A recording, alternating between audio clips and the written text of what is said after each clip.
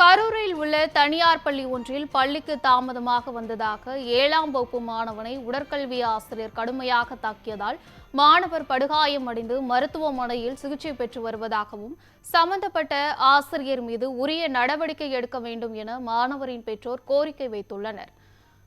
கரூர் காந்தி கிராமத்தில் செயல்பட்டு வரும் விஜயலட்சுமி வித்யாலயா இன்டர்நேஷனல் பள்ளியில் காளிபாளையம் கிராமத்தைச் சேர்ந்த பானுமதி என்பவரின் மகனான கவி பிரணவ் 7ஆம் வகுப்பு படித்து வருகிறார். காலை வழக்கம் போல பானுமதி தனது மகனை பள்ளிக்கு அழைத்துச் சென்ற போது 5 நிமிடம் காலதாமதமானதால் அங்குள்ள ஆசிரியர்களிடம் தாமதத்திற்கான காரணத்தை சொல்லி சிறுவனை விட்டுச் சென்றுள்ளார். மாணவர் மாலை வீட்டிற்கு வந்தபோது உடல் முழுவதும் தடிப்புகள் இருந்ததை கண்டு அதிர்ச்சி அடைந்த பானுமதி தனது மகனிடம் என்ன நடந்தது என்று கேட்டபோது பள்ளிக்கு தாமதமாக வந்ததால் உடற்கல்வி ஆசிரியர் மணி பள்ளி முதல்வர் கார்த்திகா லட்சுமி முன்னிலையில் கடுமையாக தாக்கியதாக கூறியிருக்கிறார்.